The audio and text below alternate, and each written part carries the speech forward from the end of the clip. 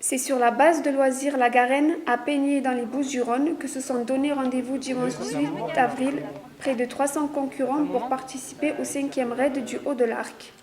Au programme de cette journée sportive et ludique en pleine nature, un raid de 60 km, un raid découverte de 33 km et un raid famille de 1 à 9 km. Du sportif le plus aiguisé au simple randonneur, tout le monde a trouvé sa place et sa direction.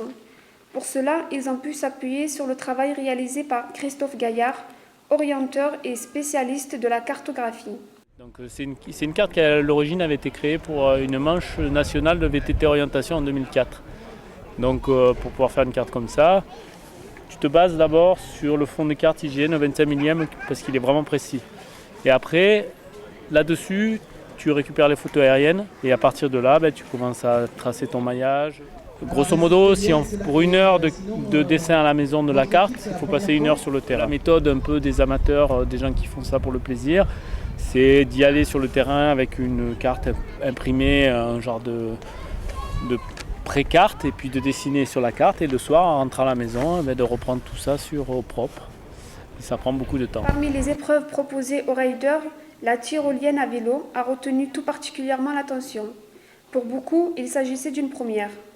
Sous un soleil complice en ce début de printemps, amateurs et professionnels ont enfourché leur VTT pour sillonner les chemins de traverse dans des paysages magnifiques. Ils se sont ainsi rendus sur le lieu fatidique de cette épreuve spéciale, pour laquelle le temps était suspendu. Ils n'entraient pas dans le décompte final du classement général. Pour notre petite nouvelle, Charlize, c'est son premier raid. Voilà, pour toi Fabienne. Et sinon, non, nous on en a déjà fait quelques-uns ensemble et on s'éclate bien. Ça va être une première tyrolienne avec vélo. Tyrolienne sans vélo, on en a déjà fait aussi. Mais avec vélo, ça va être une première et ça a l'air vraiment sympa. J'ai un petit peu le vertige, je dois dire. Donc, ça va être rigolo, il faut y passer. Donc voilà, pas de problème. On se jettera dans le vide. Ça nous permet de rentrer en ambulance, ce sera moins fatigant, quoi. C'est la poulie qui tient le vélo, il n'y a pas besoin de porter le vélo. Le vélo, il est tenu comme ça, tu vois. Tu peux le tenir pour pas qu'il tourne, mais il n'y a pas besoin de le tenir. Tu fais quelques petits pas tout doucement. Voilà, avance encore. Et ça va te porter tout simplement. Voilà. Merci.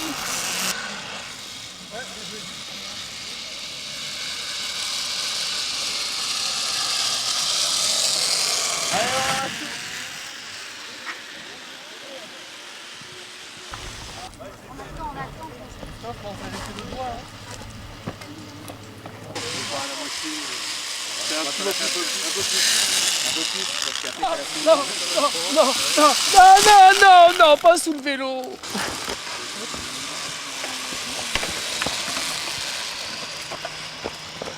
Outre les aspects sportifs caractérisés par les épreuves de VTT, il fallait à chacun un sens éprouvé de l'orientation pour mettre la main sur les énigmes disséminées tout au long du parcours.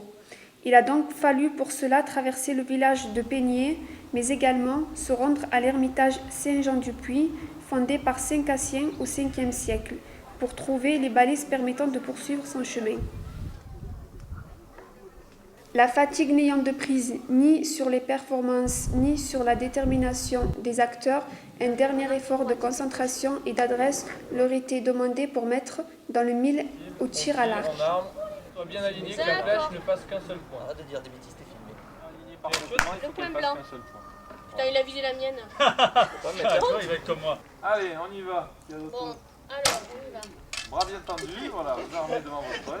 Elle est tirée celle-là. Journée très difficile, très bonne organisation, mais pour un raid découverte, c'était très très dur. Mais vraiment très bonne organisation et ça s'est très bien passé avec un temps excellent. Le cadre très très beau avec des endroits magnifiques. L'année prochaine, je reviendrai s'ils le refont. La tire à l'arc, c'est un peu difficile. On n'a pas l'habitude de tirer à l'arc très souvent, mais bon, on essaye, c'est ludique. Il ne restait plus à chacun que quelques centaines de mètres de course à pied pour franchir enfin la ligne d'arrivée. Cette longue journée commencée aux aurores a mis les organismes à rude épreuve, ce qui n'a pas entamé le plaisir et la bonne humeur des avaleurs de tout terrain. Magnifique raid, bien organisé. En plus, les parcours sont sympas. sauf le VTT, ça monte un petit peu. Et l'ACO technique, sympa. Technique, l'ACO mémoire, c'est la première fois que je faisais ça, c'était rigolo. Et la tyrolienne avec le vélo, Ça, c'est pas mal. Nous, on avait songé à faire une traversée de lac avec un kayak et le vélo dessus, mais la tyrolienne avec le VTT, c'est pas mal aussi. C'était bien original. Non, c'était vraiment sympa. On en a eu pour ce qu'on voulait. Ouais. Voilà. Sincèrement, ça fait que je me mets au raid là depuis 2 ans.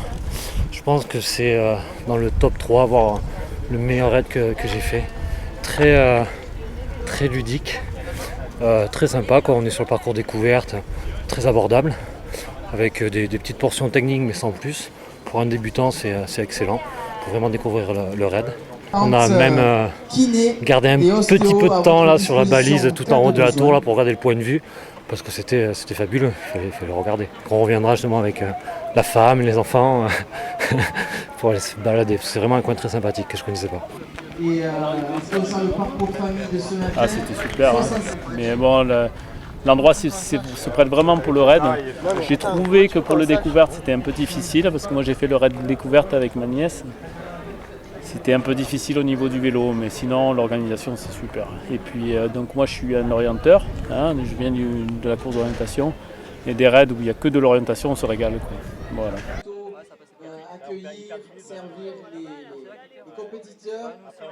Superbe journée, première édition pour moi par ici, même premier raid dans la région. On vient de Chambéry où c'est un peu plus pentu et plus long. Vraiment belle organisation, paysage parfait, un petit peu trop de piquant, à part ça c'est parfait. Vraiment très beau parcours, belle CO, même si on fait que suivre ceux qui orientent pour aller poinçonner. Sinon vraiment très beau parcours. Massage, pâtes et soda ont vite fait de requinquer des concurrents qui ne s'étaient pas ménagés. Cette journée couronnée de succès a justifié les efforts de tous les organisateurs et des quelques 50 bénévoles ayant apporté leur concours à sa réalisation. Les coureurs ont apprécié apparemment le parcours, aussi bien le découverte que le long. Pas de problème de débalisage, à merveille. Alors aussi bien pour l'équipe bénévole, parce que comme une organisation, c'est quand même assez compliqué. Les bénévoles étaient présents. Et des bénévoles compétents en plus, donc des bénévoles, je veux dire, entre guillemets professionnels. C'est des pratiquants du raid, donc c'est des personnes qui peuvent à un moment donné mettre une balise sans problème, au bon endroit, dans les temps, donc des bénévoles de luxe. Ce que recherchent certains raiders, c'est la qualité des cartes. Donc on a la chance au club d'avoir un cartographe qui a fait un gros travail. On a fait 2 nouvelles cartes, aussi bien donc la carte du village de Peigné et la carte mémo qu'on a faite à l'Ermitage Saint-Jean-du-Puy. Le raid famille qui connaît un grand succès, je pense aussi grâce au soleil, mais après la volonté de certaines familles qui ont au sein de leur famille un pratiquant ou un coureur du jour. Donc je pense qu'on va revoir peut-être un peu et accentuer sur ce parcours. C'est en pratiquant qu'on repère les bons sentiers, qu'on repère les endroits à aller, à pas aller.